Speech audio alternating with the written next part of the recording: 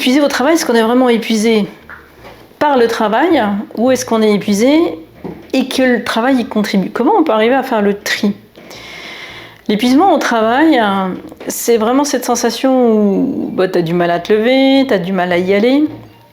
Et puis, tu as cette sensation que ton travail n'est pas reconnu. Ce qu'on appelle le burn-out, c'est quand il y a vraiment ce décalage entre l'idéal de ce qu'on imagine de son travail, les rêves qu'on avait faits par rapport au travail, et la désillusion de se rendre compte que en fait ça ne correspond pas. Le burn-out, c'est un peu la perte de l'illusion, la désillusion par rapport au travail, aux valeurs qu'on avait dans le travail, et où on se rend compte que en fait ces valeurs au travail, on n'est pas dedans. On n'est pas dedans parce qu'on n'y arrive pas. Ça peut aussi être parce que ce qui vous est demandé, il est plus important que ce que tu peux faire. À un moment, on te demande, on t'en demande, et à un moment, tu ne peux plus, tu n'arrives plus, techniquement, mentalement, émotionnellement. Et comme tu n'y arrives plus, tu finis par te faire croire que t'es pas bon. Et en réalité, c'est pas toi qui es pas bon dans ce que tu fais, c'est le contexte d'enchaînement, le contexte de demande supplémentaire, où à un moment, tu as l'impression que tu coules. Et ça vient taper du coup sur tout ton perso, sur toute ta vie perso, sur ce que tu conçois de ta vie, sur ce que tu vois de ta vie et sur ce que tu peux encore donner par rapport à ta vie personnelle, parce que il y a cette partie qui est mangée par ton professionnel, parce que tu n'y arrives plus, parce que ça fait trop de choses. Et ça fait cette espèce d'enchaînement, cette boule comme ça, où tu dis il y a ça, il y a ça, il y a ça, il y a ça, il y a ça, et on en arrive à un épuisement personnel. Cet épuisement personnel, il est dû, certes, en partie, parfois, par tout ton boulot, et aussi par le supplément de tâches que tu as par rapport à ce que tu fais, par rapport à ce à quoi tu penses, et au fait de savoir si tu arrives à cloisonner ou pas au niveau de toutes tes pensées pour arriver à dire ok, ça c'est le boulot, j'y pense quand je suis au boulot. Ça c'est la maison, j'y pense quand je suis à la maison, ça c'est les potes, j'y pense quand je suis avec mes potes, ça c'est mon activité de loisir qui finalement me prend du temps parce que je me suis investie dedans, parce qu'il faut amener les gamins au foot, parce qu'il faut, etc., etc. Et comment j'arrive à cloisonner sans cloisonner pour arrêter d'être dans cet épuisement. Donc trier un petit peu les différentes choses que tu as en compte sur qu'est-ce qui appartient à quel phénomène de ma vie, à quel thème, et qu'est-ce qui doit être traité en même temps, et sur quoi je peux faire l'impasse à certains moments, en me disant voilà, ça c'est le boulot, ça c'est le pro, ça c'est le pro, et pouvoir ainsi vraiment sectoriser. Alors c'est peut-être pas la seule façon de procéder, mais prioriser à un moment, c'est ce qui va permettre de pas tout avoir en même temps dans cet épuisement. Et au niveau du boulot, sur l'épuisement professionnel, ça va être la même chose. Qu'est-ce qui me pose problème dans mon travail? Qu'est-ce qui est compliqué? Est-ce que c'est parce que j'y crois plus?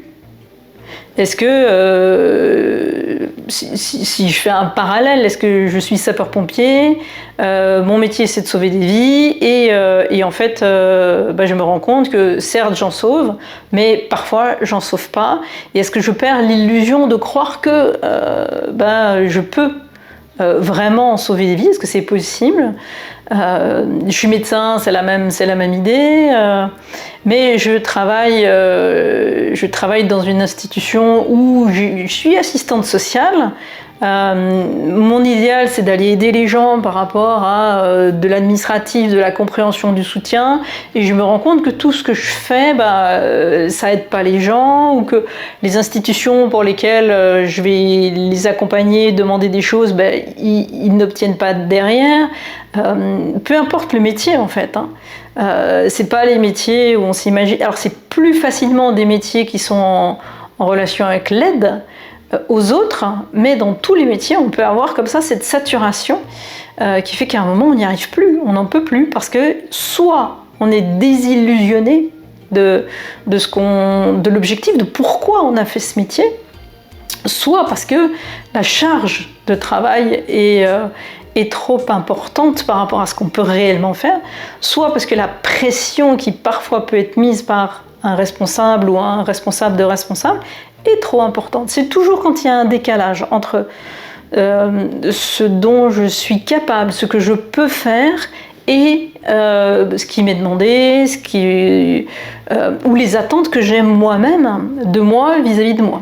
C'est pas forcément mis par l'extérieur, ça peut être mis aussi par soi à l'intérieur. Et du coup, c'est aller voir à l'intérieur de soi quelles sont mes attentes. Pourquoi j'ai fait ce métier? Pourquoi j'ai fait ce métier? Qu'est-ce qui fait qu'à un moment j'ai choisi cette orientation professionnelle? Et pourquoi cette orientation professionnelle-là et pas une autre? Et une fois que je sais pourquoi j'ai fait ce métier, aller voir, est-ce que ce que j'ai décidé de faire dans ce métier, est-ce que c'est toujours OK pour moi? Non seulement est-ce que j'y arrive, c'est-à-dire est-ce que j'atteins mon but, mais en plus est-ce que je suis toujours en accord avec ce à quoi je croyais au départ? Et parfois on peut se rendre compte qu'on n'est plus soi-même, sans parler de rien d'autre, on n'est plus soi-même en accord avec ce à quoi on croyait au départ. Là, c'est les moments où on en arrive à faire des reconversions professionnelles parce que on se rend compte que c'est décalé, on n'a plus envie des mêmes choses, on a évolué dans sa vie, l'évolution personnelle de sa vie fait qu'à un moment, ça ne correspond plus à ce à quoi on croyait au départ. Parce qu'on a appris autre chose, on a vécu autre chose. Ça, c'est la première des choses. Pourquoi j'ai fait ce métier et est-ce que ça me porte encore? Et si oui, quel est le décalage après sur qu'est-ce qui vient faire obstacle au fait que qu'est-ce qui vient faire que je n'y arrive plus? Quel est l'obstacle? Et l'obstacle, ça peut être la charge de travail qui nous est demandée, parce que bien souvent on est dans des structures, dans une société où on nous en demande de plus en plus, avec un temps plus contenu, et où le fait d'être de plus en plus dans l'hyperactivité comme ça fait qu'il n'y a plus aucun moment de réflexion. Et puis qu'il y a des réunions qui sont faites, et des réunions qui sont faites pour faire des réunions, mais qui ne sont pas des réunions sur lesquelles on va travailler sur le travail, mais on va travailler sur du résultat. On est de plus en plus dans des moments où on attend de nous des résultats concrets, sonnants, trébuchants, alors que parfois on aurait besoin de retravailler la valeur, de retravailler l'idéal des choses, de retravailler la symbolique du métier, les fondements. Et ça, on perd ça. Quand on perd ça, on perd la capacité à être vraiment bien à l'intérieur de ce qu'on fait, à l'intérieur de son métier. Donc aller se repositionner, réfléchir aussi sur ça, cette charge de travail. Est-ce que c'est encore OK pour moi? Est-ce que je suis encore en capacité de donner ça? Et est-ce que cette surcharge de travail ne me fait pas encore reperdre un peu mon idéal de travail? Comment on peut faire tout ça? La première chose, c'est vraiment de prendre du temps et de se poser, de se dire OK, maintenant je prends cette partie boulot et je l'analyse.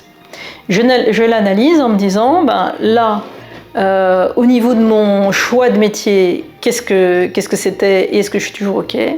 Au niveau de ma charge de travail, qu'est-ce que j'avais imaginé? Est-ce que je suis toujours dedans? Est-ce que j'en ai trop ou est-ce que j'en ai pas assez? Parce que parfois, c'est aussi être en difficulté que pas avoir assez de travail. Donc, où j'en suis au niveau de cette charge de travail et où j'en suis au niveau de ma compréhension, par exemple, des attentes de mon entreprise, etc., de comment je me positionne dans la société aussi par rapport à ça. Et une fois que tu as tout ça, c'est de se dire, OK, là maintenant, j'ai tous ces éléments-là, où j'en suis? Et de faire un vrai point de situation, se dire, voilà, par rapport à ça, où j'en suis, par rapport à ça, où j'en suis, par rapport à ça, où j'en suis. Et une fois que j'ai les éléments, qu'est-ce que je suis en capacité de supporter, d'accepter? Qu'est-ce que je veux, qu'est-ce que je ne veux pas? Est-ce qu'aujourd'hui, rester dans ce travail qui me satisfait moyen, est-ce que c'est mieux pour moi que de changer de boulot? parce que je peux y trouver des avantages. Peut-être c'est à côté de chez moi, peut-être c'est financièrement plus intéressant et que je suis prêt à faire l'impasse sur d'autres choses. Ou est-ce que le boulot, finalement, là, dans les conditions dans lesquelles je suis, il est beaucoup plus délétère pour moi et qu'il vaut mieux que je change, que je fasse autre chose, que je me positionne autrement, etc. Est-ce que la peur est plus importante de changer ou de rester? Et c'est ce curseur, c'est cette balance qu'il faut aller voir. Et si jamais je me dis je veux changer, c'est bien construire, bien créer son projet pour être sûr que ce que tu veux faire dans une nouvelle activité, déjà tu es en accord avec. Est-ce que je suis vraiment bien dans, je me dis, voilà, maintenant je veux changer de métier, je veux faire ça. Mais est-ce que tu veux changer de métier et faire ça parce que c'est ce qui vibre vraiment pour toi à l'intérieur de toi? Ou est-ce que tu veux changer de métier et tu fais ça parce que tu te dis, là, il y a une opportunité, je vais y aller. Si tu te dis, il y a une opportunité, je vais y aller, il y a le risque qu'à un moment ou à un autre, tu dises, finalement, bof, quoi. Ça va pour le moment, mais je sais pas, je suis pas bien là-dedans, et que tu retrouves, que tu revives à nouveau ce déséquilibre dans lequel t'es pas bien. Donc si tu veux changer, si tu veux faire une reconversion, il faut vraiment identifier ce qui te plaît, et puis après identifier la niche dans laquelle tu vas aller pour être sûr d'avoir de l'activité, être sûr d'avoir du boulot, parce que sinon là aussi, tu te mets en difficulté par rapport à ça. Donc tout ça, ce sont des éléments vraiment à prendre en compte quand on n'est pas bien dans son boulot, quand on est dans cette perte d'idéal, quand on est dans cet inconfort par rapport à la quantité de travail, quand on est dans cette difficulté par rapport au relationnel qu'on peut avoir au niveau du boulot, c'est de se dire, ok, maintenant je fais le point, je vais prendre le temps de réfléchir à l'intérieur de moi pour voir qu'est-ce qui est vraiment bon pour moi, de quoi j'ai besoin, de quoi j'ai envie, avec quoi je suis d'accord et avec quoi je suis pas d'accord. Parfois, cette démarche d'aller réfléchir à l'intérieur de soi, on peut le faire tout seul.